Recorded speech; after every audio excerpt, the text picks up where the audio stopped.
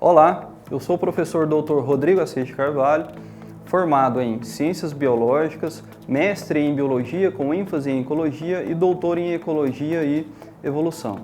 Eu sou o professor responsável pela disciplina de Evolução e hoje nós vamos dividir a nossa aula em basicamente três partes. A primeira, focada no histórico do pensamento evolutivo, a segunda, nas evidências do processo evolutivo e a terceira, nos diferentes conceitos de espécie utilizados no processo evolutivo. Na década de 70, o geneticista e evolucionista Theodosius Dobzhansky, ele publicou um trabalho com o seguinte título: "Nada na biologia faz sentido a não ser a luz da evolução".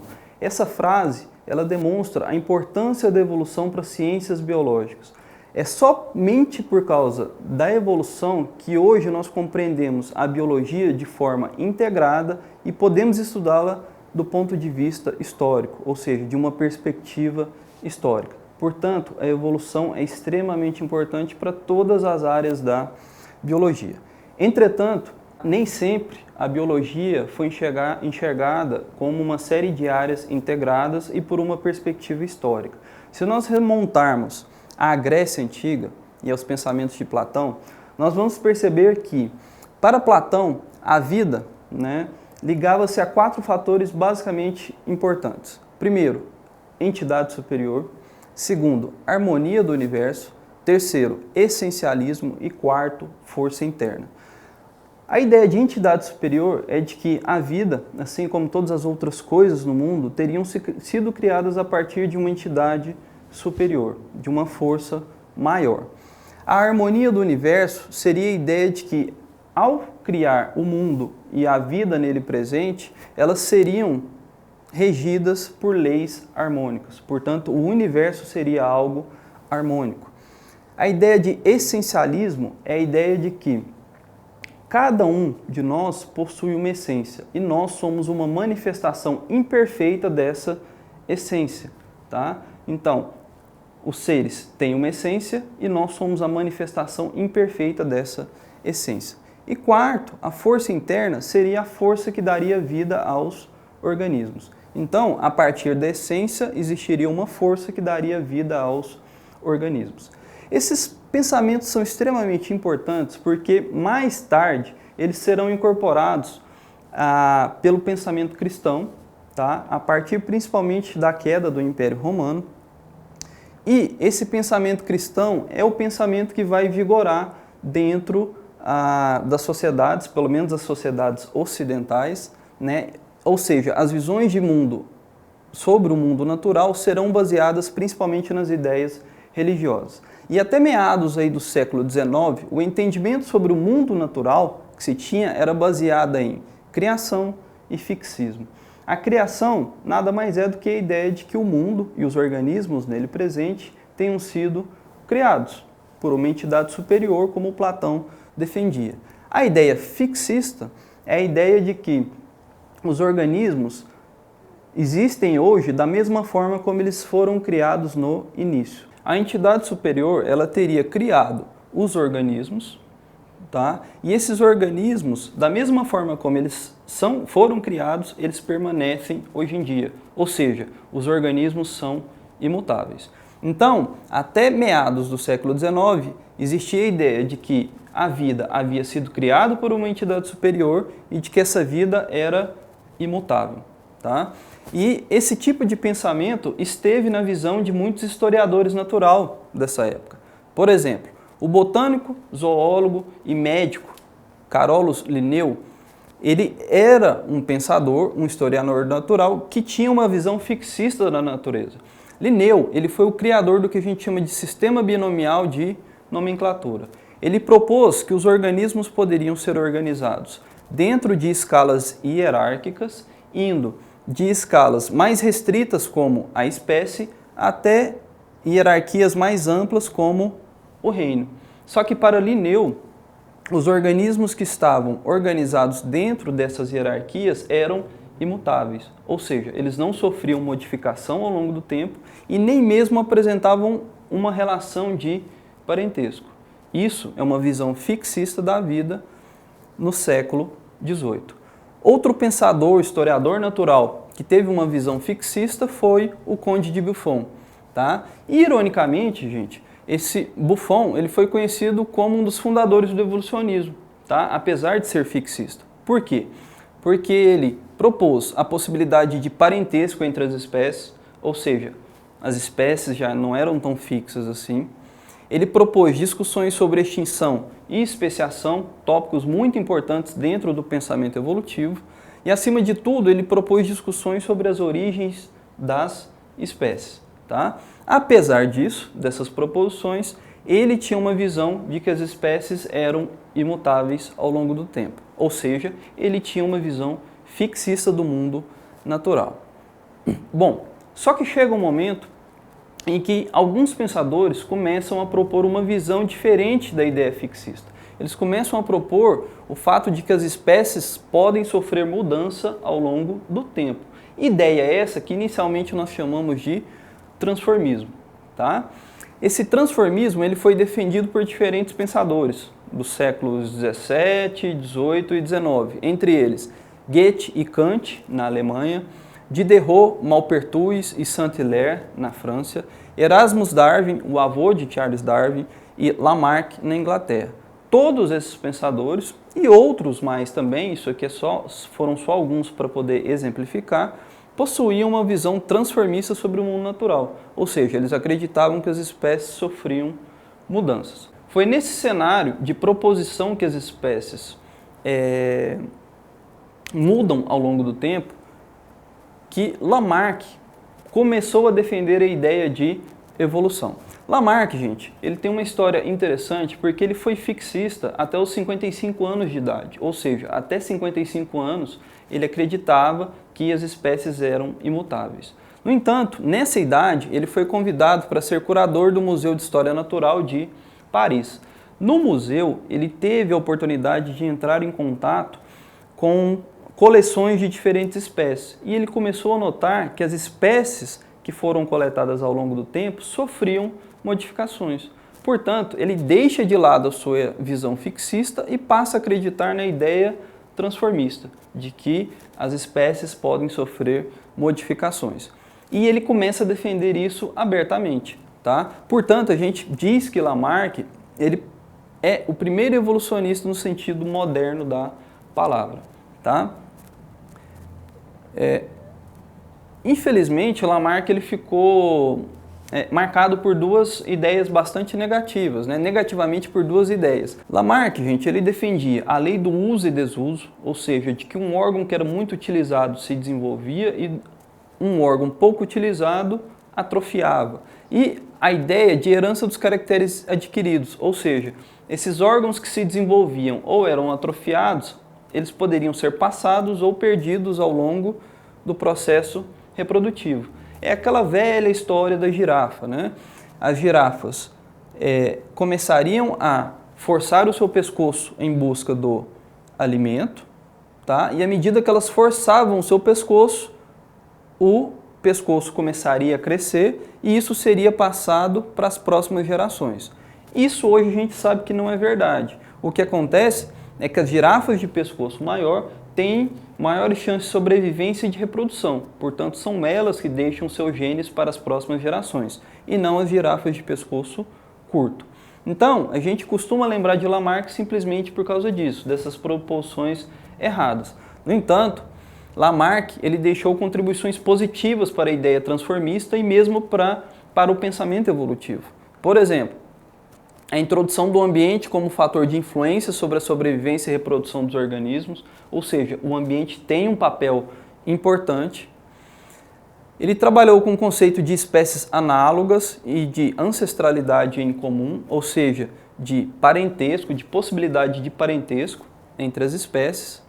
Ele foi o primeiro defensor aberto da ideia transformista, ou seja, de que as espécies poderiam sofrer modificações ao longo do tempo. E ele manteve viva a discussão sobre a origem das espécies.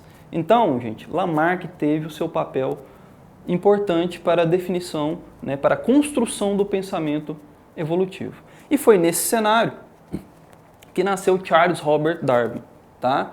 Em 1809.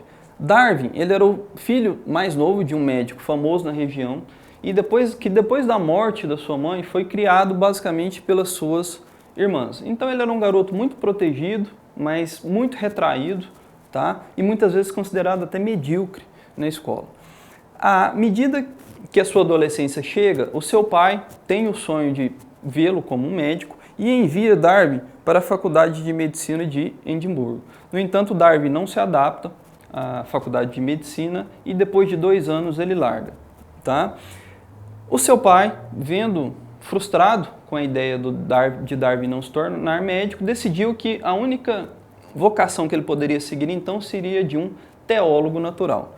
Darwin não acha a ideia estranha, porque os teólogos naturais eles tinham contato com o mundo natural, eles estudavam bastante o mundo natural e isso agradava a Darwin.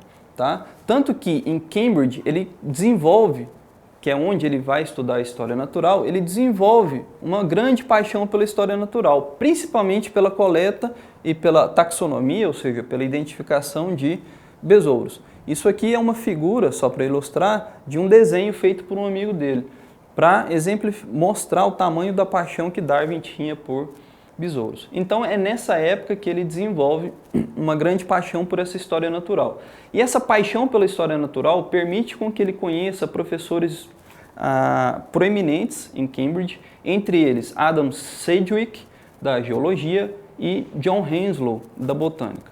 Essas amizades com esses professores fez com que Darwin pudesse, em 1831, embarcar naquilo que ele consideraria a maior aventura de sua vida, a viagem do Beagle, né, ao redor do mundo.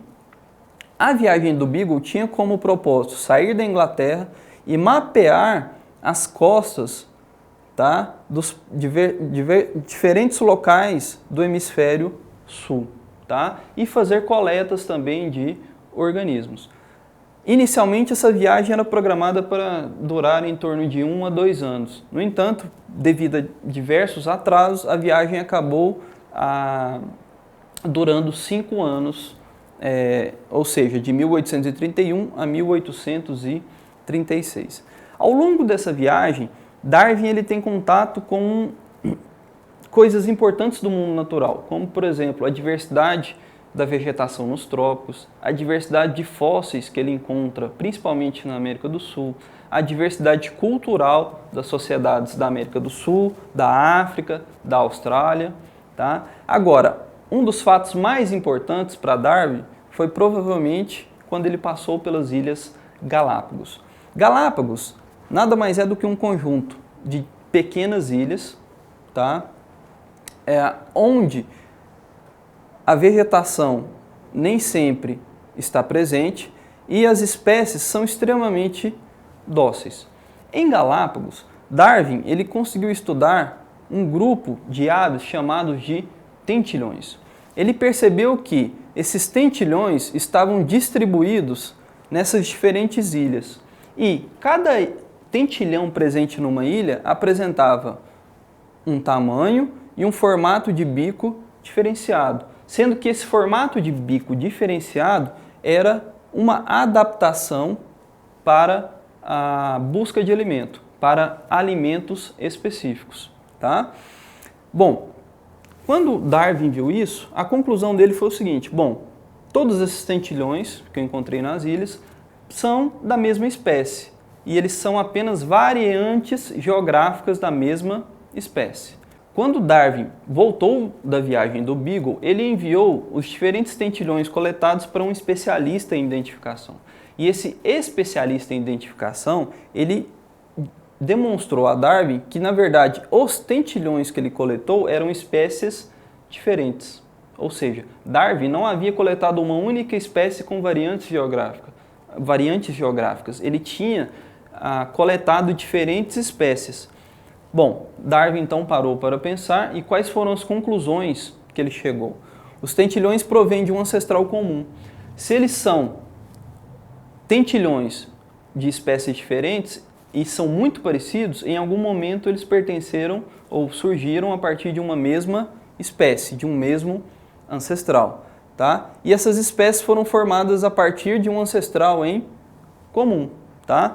Nisso, a gente já pode ver algumas ideias de evolução, tá? a evolução propriamente dita, ou seja, o fato de que as espécies sofrem mudanças ao longo do tempo, a formação de novas espécies, um processo que a gente conhece como especiação, e a ancestralidade em comum, ou seja, as diferentes espécies que nós conhecemos no mundo natural provêm de um ancestral em comum. Agora, a grande questão para Darwin era: qual era o mecanismo que movia o processo evolutivo? Qual era o mecanismo que permitia com que as espécies se modificassem ao longo do tempo? Qual era o mecanismo que permitia o surgimento de novas espécies? Bom, em 1838, Darwin ele vai ler um trabalho do reverendo Thomas Malthus intitulado Ensaio sobre o Princípio da População.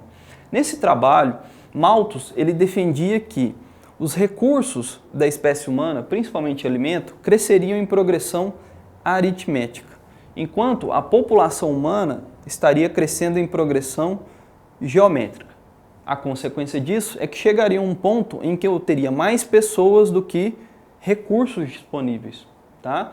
Bom, nesse ponto, a partir desse ponto então, a única forma de equilibrar novamente quantidade de pessoas e recursos seria por meio da diminuição da população humana. E isso seria feito por guerras, né, que provocariam mortes, doenças ou mesmo a escassez de recursos para alguns indivíduos, tá? Bom, então, ao ler isso, Darwin pega essas ideias e joga essas ideias para o mundo natural. Darwin pensou da seguinte forma: bom, os organismos vão competir pelos recursos. Esses recursos podem ser escassos e os organismos terão que competir por eles. Uma vez que eles competem pelos recursos, os indivíduos de maior aptidão vão se sobressair e eles possuem então maiores chances de sobreviver e de reproduzir. As duas palavras-chave da ideia de evolução são sobrevivência e reprodução, porque aquele que sobrevive e aquele que reproduz é aquele que deixa descendentes para as próximas gerações. Então, Darwin, ele disse que a evolução é um processo de reprodução diferencial, os organismos reproduzem de forma diferente, em quantidades diferentes, onde os mais aptos sobrevivem e têm a chance de deixarem um maior número de descendentes às próximas gerações. Esse processo de reprodução diferencial, né, e dos mais aptos sobreviverem e reproduzirem, Darwin chamou de seleção natural. Então, esse processo aqui é o que Darwin denominou de seleção natural, tá? Bom, então, gente, o que a gente chama de teoria da evolução darwiniana ou teoria da evolução de Darwin nada mais é do que 5 ideias diferentes dentro do mesmo escopo. Por exemplo, as ideias de Darwin, elas defendiam evolução, ou seja, as espécies poderiam modificar ao longo do tempo. Elas defendiam gradualismo, essa modificação das espécies ocorreria de uma forma gradual, ou seja, não ocorreria de forma rápida. Ele defendia a ideia de ancestralidade em comum, então as diferentes espécies proviriam de um mesmo ancestral. Ele defendia a formação de novas espécies, ou seja, a partir de um ancestral em comum, novas espécies poderiam ser formadas. E ele defendia de que o mecanismo propulsor dessas modificações graduais a partir de ancestrais ocorreriam por um processo chamado de seleção natural, tá? E aí, eu volto então no nosso slide inicial, né? Nada na biologia faz sentido a não ser à luz da evolução, porque é a partir da evolução que nós conseguimos explicar como as espécies mudam, nós conseguimos explicar as diferentes adaptações das espécies ao longo do tempo, tá? Nós conseguimos explicar de onde elas vêm, tá? E conseguimos explicar o mecanismo propulsor dessas mudanças, dessas adaptações. E nós podemos fazer isso em diferentes níveis, seja lá olhando para uma célula de um organismo, seja olhando para a fisiologia de um organismo, seja olhando para a taxonomia na zoologia de um organismo, para a ecologia de um organismo. Ou seja, a partir da evolução nós podemos ver a biologia de forma integrada e de uma perspectiva histórica. A partir dessas ideias e dessa frase impactante, nada na biologia faz sentido a não ser a luz da evolução, nós fechamos a primeira parte da nossa aula, que foi focada no histórico do pensamento evolutivo.